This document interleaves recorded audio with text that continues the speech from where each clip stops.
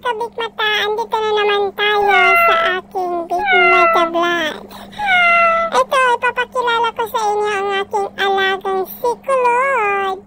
Si Kulod ay isang pasaway na pusa. Parang pinaampun ito sa amin, binigay lang sa amin nung maliit pa siya. Ito, tapos gusto niya ito, lahat sa kanya. Selosa, inaaway lahat ng mga pusa kong mga yayamanin. Speaking of yayamanin, sila Flory, si Cleet, kung sino-sino pa yung pusang dumating, napapalayas namin kasi inaaway niya, gusto siya lang. Pero napakabait na ito, yung tinatawag kong masaista ko. Tingnan niya, siya po ang masaista ko. Ay, masaista. Yung kamay niya, oh. Sarap niya maghilot. Bilbil ko yan, ha. Bilbil ko yan. Hirap na hirap siya magkano. Sabi niya kapal-kapal ng buyad. Taba nito, ah. Matagal siya maghilot yan sa akin. Hinihilot-hilot niya ang aking tiyan.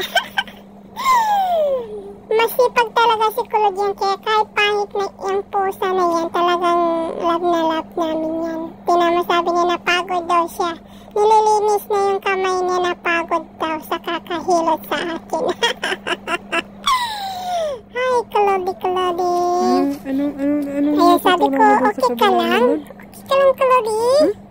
Okay ka lang? Ate niya. Ina na namamansin si Kulod. Ay, napagod. Kasi naghilot na naman uli. Pagkagabihan na naman, hinilot na naman ako. Ayan, diba sarap ng may alaga, may tagahilot. Love you, Kulod. Ayan, sabi niya, we're going to sleep na mata. Pagod na ako sa kakamasahe sa mga bilbil mo. Ayun, hinahanap niya ang kanyang laruan, nahulog kasi sa kama. Yung laruan niya na parang, ano ba yung balahibo ng manok? Ay, nahulog, pilit niya kinukuha. Tinanggal niya yung necklace niya. Necklace. Kasi nga, gusto niya yung balahibo. Gusto niya laruin. Gusto niya kunin. Pilit-pilit niya kinukuha. Wawa ang aming Kulod. Yan si Kulod ay masyadong makulit yan. Gusto niya, lagi nakapokus ang attention namin sa kanya. Mapagmahal at malambing din yan, pero Yolanda din minsan ang bahay namin. Yan, kinukulit-kulit. Kinukuha niya yung kanyang balahibo. Ay, balahibo ng manok, ste. Ayan, kasi hanggat hindi niya nakukuha, hindi niya tantanan. Hindi kagaya ng boyfriend mo, kapag hindi ka na nakuha, tinantanan ka na, nilayasan ka na. Charot. Ayan, tinan niyo guys. Napagod siya sa sobrang pagod niya. Ano na itsura niya matulog. Kulod, kising. Kulodis. Ayan si Kulod. Ayun, yan yung time na medyo nagtatampo siya. Kung ano ba yung kasalanan namin. Parang may sinat siya yung that time. Sabi ko, okay ka lang ba, Kulod? Ayun si Kulod kasi kahit saan kami magpunta, sunod-sunod yan. Makakusina ka, sa CR, maliligo ka, matutulog ka, sa sala, nakikipag-marites din.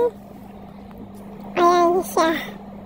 And in that time na natutulog ako sa tanghali, minamasahe niya ako. Pagod yung aking paa eh. Kaya alam niya sa anong sakit. Yan ang hihilotin niya. Tingnan niya.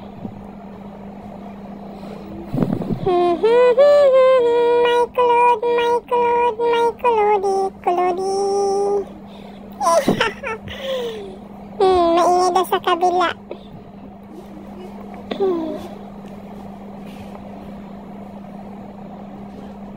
Seryoso ang Kulod.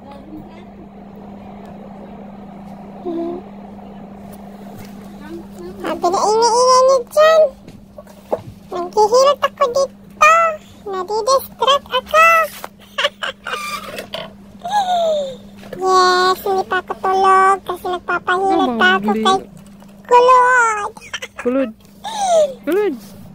Papahilot pa si ako. Hindi. Oo, ang aking kulori-kulori. Sabi niya, sino yun? Ba't pa nanggigising? Lord. Masahista po ni di belantak. Ayan, si Kulori. Kulori, sige pa. Lord. Ayan, napagod na naman. Napagod na naman si Kulori manghilot. Ang aking masahisto. Ay, masahista. Hala, Kulori.